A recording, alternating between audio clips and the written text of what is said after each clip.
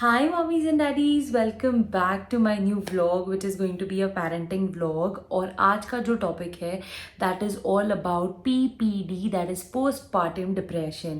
तो इसमें मैं आपको बस ये बताने वाली हूँ कि postpartum depression अगर आपको हुआ है तो आप उसको कैसे जज आउट करोगे कि आपको PPD हो गया है एंड आपको उसको क्योर करने के लिए या फिर आपको प्रिकॉशंस लेने के लिए आपको क्या करना होता है। तो फर्स्ट ऑफ ऑल ये जो पीपीडी होता है पोस्टपार्टम डिप्रेशन, ये आपको डिलीवरी के बाद वाला जो फेज़ होता है, जो एक न्यूली मॉम का फेज़ होता है, इसमें ही ये देखा जाता है and it is not common in everyone. ऐसा नहीं है कि आपकी डिलीवरी हुई है तो आपको ये चीज़ देखने ही मिलेगी आप में, तो इसका स्ट्रेस लेने की बिल्कुल भी ज़रूरत नहीं है।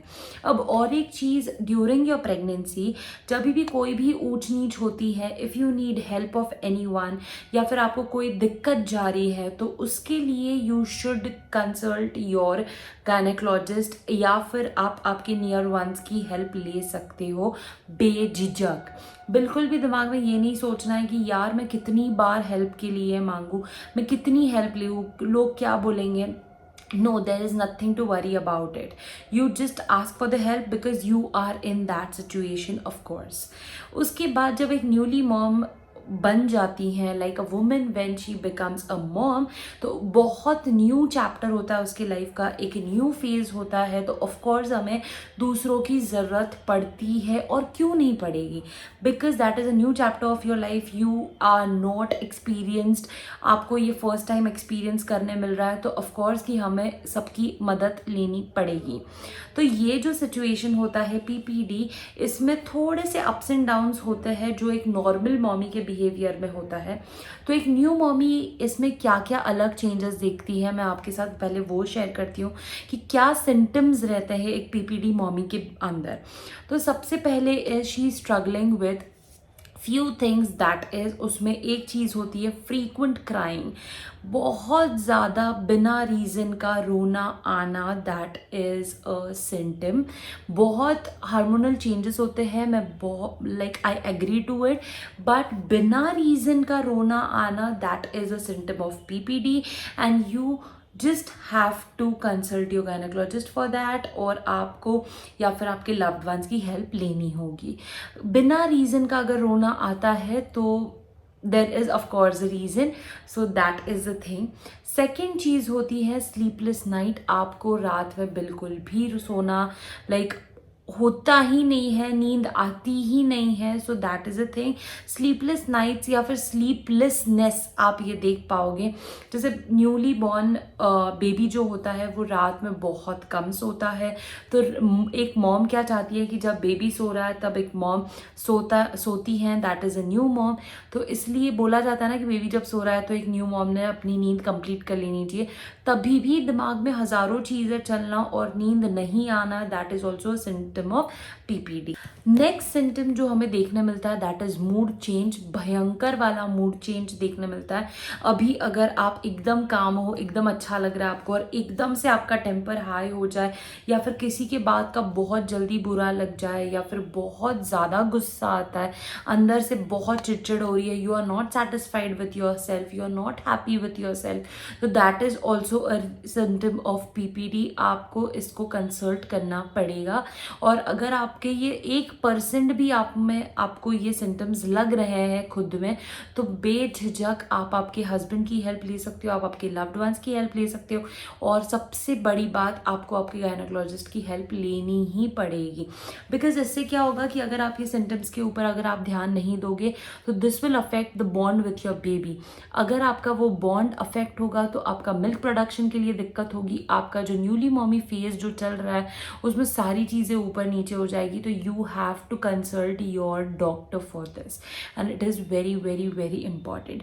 तो ये हैं कुछ सिम्टम्स जो आपको अलग ही अंदर से महसूस होगा, और ऑफ कोर्स ये सिम्टम्स नए रहने वाले हैं, आपको आपका बिहेवियर एक नया लगेगा, बिकॉज आपने ये पहले कभी देखा नहीं हुआ खुद का ऐसा बर्ताव, तो ऑफ कोर्स ये सिम्टम्स देख के खुद को पहचानना इज़ समथिंग डिफरेंट। अगर आपको थोड़ा सा 1% भी ऐसे लगे ना कि यार मेरा बिहेवियर ऐसा क्यों हो रहा है, मैं इतनी चिड़चिड़ी क्यों हो रही हूँ, मेरे को ऐसा क्यों लग रहा है, तो you just have to consult your doctor. मैं बार बार ये चीज़ बोल रही हूँ because that is only the person who will give you the attention and who will come to a conclusion.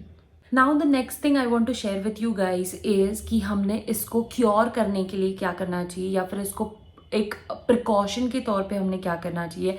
सबसे पहले आपके जो एक्सपेक्टेशंस है किसी और से, आपके बेबी से, आपसे, तो ये आपने क्लियर कट बोलना चाहिए। जैसे मेरे को अगर स्लीप चाहिए तो you can ask anyone for your help कि आप प्लीज़ बेबी को थोड़ा अटेंड कर सकते हो, मेरे को नींद आ रही है, मेरे को सोना है। हो सकता है because you are on medications after your pregnancy, बहुत से लोगों को मेडिकेशंस होते हैं उससे उनको नींद आती है, रिकवरी का टाइम रहता है because your body is healing, तो इसलिए आपको खुद के लिए टाइम मिलना बहुत ज़्यादा ज़रूरी है। तो अगर आपको कोई भी हेल्प चाहिए you can just ask to your surrounding people and you can just get it. इसमें बिल्कुल भी झिझकने की ज़रूरत नहीं है। Next is mom guilt. अगर आपको मॉम गिल्ट लग रहा है कि यार मेरे बेबी को मैं ध्यान नहीं दे पा रही हूँ, मैं तो इतना ना सो रही हूँ, बाकी लोग देख रहे हैं, तो guys you have given a birth to a human being, तो इससे बड़ी बात कोई भी नहीं है। अगर आपकी बॉडी रेस्ट मांग रही है जस्ट टेक इट, बिल्कुल भी आपको झिझकने की ज़रूरत नहीं है। Next is just pause the visitors इतने कंटिन्यूसली आते हैं, ये मैंने भी बहुत ज़्यादा एक्सपीरियंस किया है। आफ्टर डिलीवरी हमारे कल्चर में बहुत सारे रिलेटिव्स हमें मिलने आते हैं, तो that is quite disturbing also sometimes because आप और बेबी सोते रहते हो and the visitor comes and उनको आपको और आपके बेबी को मिलना रहता है, तो that is quite disturbing because नींद ख़राब हो जाती है, you can not get back to your sleep. और अगर बेबी जग जाए तो उसके बाद माँ नहीं सो सकती है, तो आप ये चीज़ कर सकते हो, जस्ट आस्क योर पेरेंट्स और योर हस्बैंड कि आई नीड सम रेस्ट, अगर मैं वो टाइम में सो रही हूँ तो can you please pause the relatives because we need rest.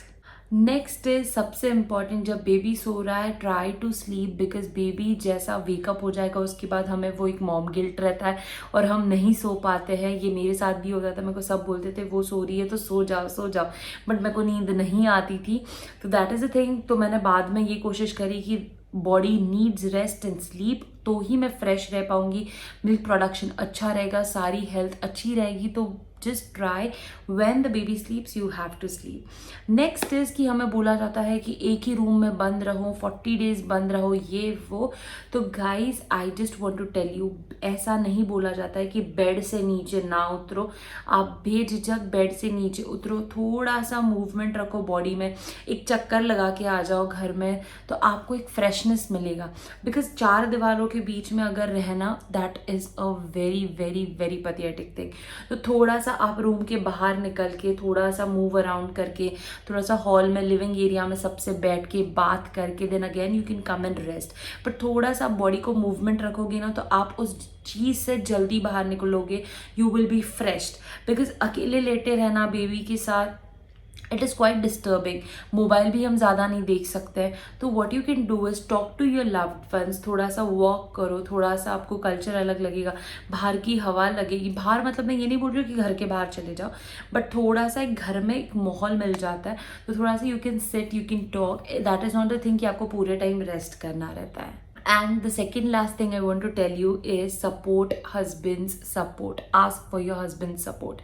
Husband को बेझिझक ask him कि please can you help me, रात में can you help me, अगर मैं सो रही हूँ, बेबी अगर जग रहा है तो can you please, बेबी को अगर आप पंप करके रख रहे हो या फिर आप फॉर्मूला फीड दे रहे हो तो ask your husband to help you out. अगर आप खुद फीड कर रहे हो तो of course you have to get up, but कोई भी चीज़ ऐसी है जो husband हेल्प कर सकता है, ask him for help and then you can just rest. And the last thing I want to tell you, देखो एक न्यू मॉमी बनने के बाद हमें गुड डेज भी एक्सपेक्ट करने रहते हैं, बैड डेज भी एक्सपेक्ट करने रहते हैं, because you are a mother of a human being, right. तो उसके लिए हमें दोनों चीज़ दिमाग में रखनी रहती हैं। कभी कभी बहुत गंदा दिन रहेगा, कभी कभी बहुत अच्छा दिन रहेगा, बेबी एकदम स्केड्यूल के हिसाब से चलेगा, और कभी कभी पूरा स्केड्यूल ऊपर नीचे हो जाता है, तो दैट इज़ अ थिंग। तो ये कुछ प्रिकॉशंस मेरे को आपके साथ शेयर करने थे। कुछ भी लगे तो consult your gynaecologist very very quickly. बिल्कुल भी दिमाग में लेने की ज़रूरत नहीं कि लोग क्या कहेंगे, कौन जज करेगा। No, just go for it. और जो सिम्टम्स मैंने आपके साथ शेयर किए, ये कुछ ही सिम्टम्स होंगे। हो सकता है कि एक आध सिम्टम किसी में दूसरा देखने मिले, but what all I know I have shared with you guys, just आपको एक हेल्प करने के लिए। बट आपको कुछ भी अलग लगे तो प्लीज़ टेक अ सजेशन और consult your gynaecologist and that's it. Please like share and subscribe my channel. I hope कि आपको ये मेरा वीडियो हेल्प करे, एंड अगर आपके कोई लव्ड वंस को हेल्प करे तो प्लीज़ आप उनके साथ शेयर करना, and please subscribe my channel. Bye guys.